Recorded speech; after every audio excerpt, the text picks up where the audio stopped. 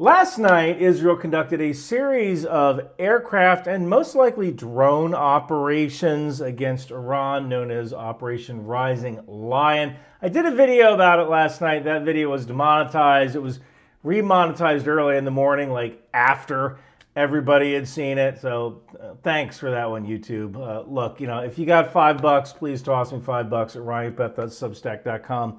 I could use the money. What's funny is this weekend, all I wanted to do was try out my new sand wedge and read this book. And it looks like the world is certainly intervening in that. So, look, I kind of figured that something was going to happen a few days ago when the U.S. evacuated its embassy in Iraq. In the intelligence community, this is what we call a clue, right? And last night, I'm sitting on the porch, I'm smoking a cigar, I'm reading, and I get this message from my Iranian fans telling me that they're under attack. Now, one quick note. If you're a fan, whether you're Iranian or Israeli or whatever, if you come under bomb or missile attack, don't go outside to record it, okay? Stay inside in an internal room. But I am concerned about Iranian surface-to-air missiles or anti-aircraft artillery going up and then coming back down again, and hitting you and hurting you if you're standing out on the balcony recording. So debris is a thing, especially friendly ammunition that falls back down to earth. Here's what's kind of interesting here. The Iranians were messaging me, and I have my Israeli fans messaging me as well. So both sides are texting me, telling me what's going on. And what's also interesting is that a lot of the Israelis messaged me and said they were woken up by alerts and their entire country is shut down. So what did Israel strike? Well, that information is still coming out, but it looks like they struck top-level military commanders, nuclear scientists, enrichment facilities, and in some cases, individual scientists, individual military commanders. How'd they do it? Well, wouldn't you like to know? Most likely they did this through airstrikes, although this is where things get kind of interesting.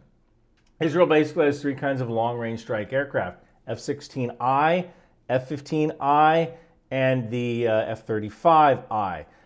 It is a long trip to Iran, and Israel only has 7 mid-air refueling tankers of the 707 variety, although they are supposed to be replacing them with the KC-46 Pegasus.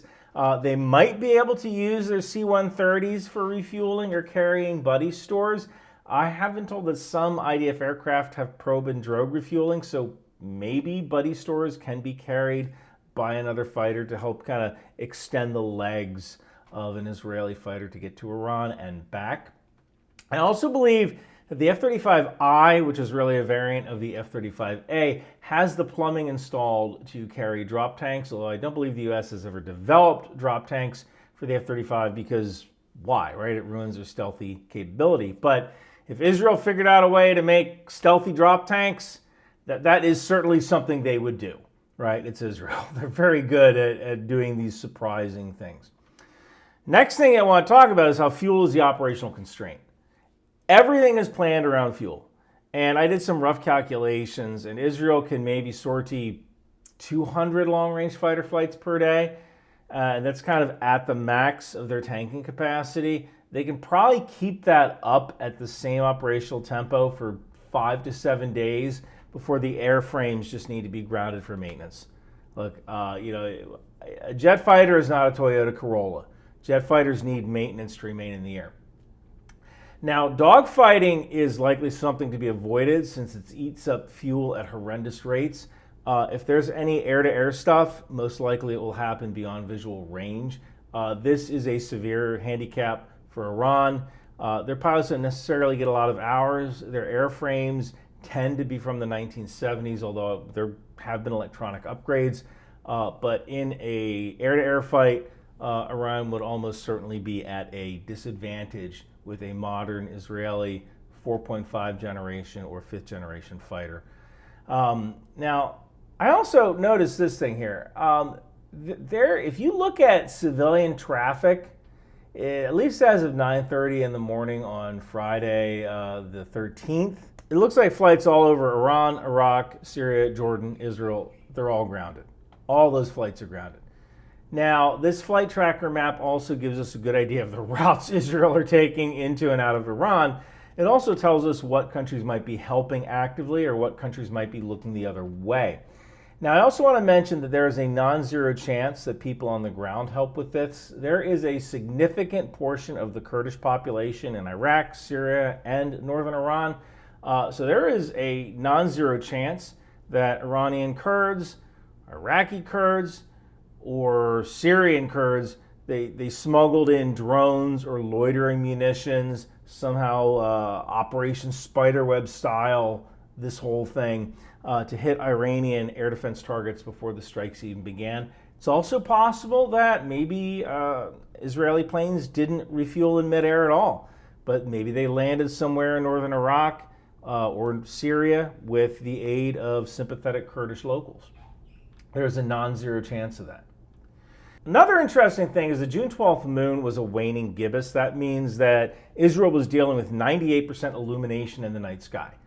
That's usually bad for strike fighters. Ideally, you want to wait for a new moon where there's no light in the night sky because it makes shoulder-fired rockets a lot harder to aim, especially when you can't see the enemy fighter in the air. Now, a new moon would have been around the 23rd, 24th, 25th of June. So launching during what is essentially a full moon phase tells me that Israel needed to hit something right now. Like, they couldn't wait for a new moon. They had to hit it right now, which also leads me to believe the Iranians were planning something. We just don't know what that thing is, and we might never know. Another question, was the U.S. involved in the attack? I doubt it. Right now, there is some internal instability going on in the U.S., and it's really playing well with Trump's base. This large show of military force in L.A. is considered good television. He has this parade he's really been looking forward to coming up. You have a lot of footage of brave American soldiers in lines. You have senators getting arrested. You have alliterations like, "You spit, we hit." The administration was almost certainly aware the attacks were happening, but I doubt they actually helped it along because right now I think the president kind of wants to focus on his domestic agenda because it's playing really well in his ratings. So Israel comes along, basically just takes the air out of the room. That's why I don't think the U.S. had a hand in this. I think the president was kind of enjoying the ratings response from the immigration crisis in the U.S. And if you look at a lot of President Trump's actions, if you kind of think about what would get good TV ratings, he tends to go and does that thing that gets good TV ratings. So I don't necessarily see how a foreign strike on Iran by the United States would generate the kind of ratings that he's getting with the domestic problems right now. So kind of follow, I'm sure you've heard people say follow the money. In the case of the current administration, follow the ratings. And that kind of leads you toward their plan or leads you toward what they're doing. Another thing is that people say, could this lead to a regional war? I've said before, regional war is impossible. Neither Israel nor Iran have the physical troops or logistical ability to capture or invade each other. Both Iran and Israel have what we call short arms and short legs. They can't get to where they're going. They don't have the logistical ability to do it. And once they get there, they can't sustain. So before you listen to people going, OMG, World War III, just stop and ask yourself, what does World War III look like? Try to war game it out in your head. Look how far away Israel and Iran are. And it kind of leads you to believe, like, really a war between Israel and Iran would just look like them lobbing missiles at each other until one side runs out. And Iran is already dangerously low on ballistic missiles. It fired about 200, 300 missiles and drones at Israel in October of 2024 in a fairly ineffective attack. Now, Israel's response to that attack was to destroy Iran's planetary mixers. You see, rocket fuel is mixed in these special mixers called planetary mixers that are designed to be airtight to prevent bubbles from being formed in the fuel as the rocket fuel is being mixed. If you destroy the mixers, you essentially eliminate your production of new rockets, right? You have no way of feeding those rockets rocket fuel to launch them. I know that Iran just ordered more missile ingredients from China, which tells me that Iran might not have the weapons remaining to launch a ballistic missile attack against Israel of a similar kind that they performed back in October of 2024. Next question is, are the attacks over? We don't know. Israel may certainly perform these attacks until they get tired or they absolutely have to ground their planes for maintenance.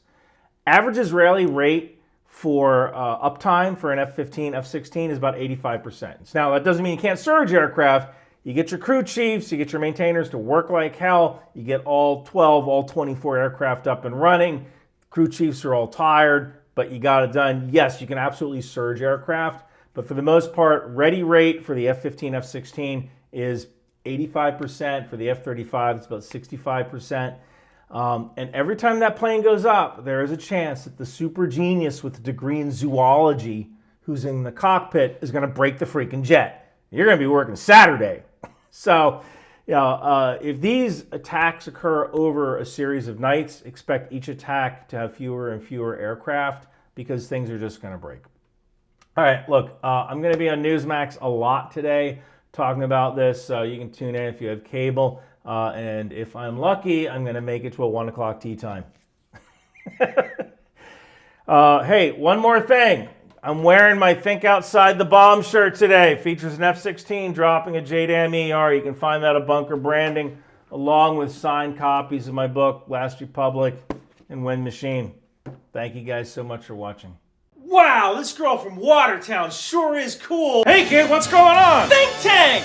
You know, a girl from Watertown is kind of like riding a moped. It's lots of fun till your friends see you on one. What's really cool is a t-shirt or hoodie from Bunker Branding.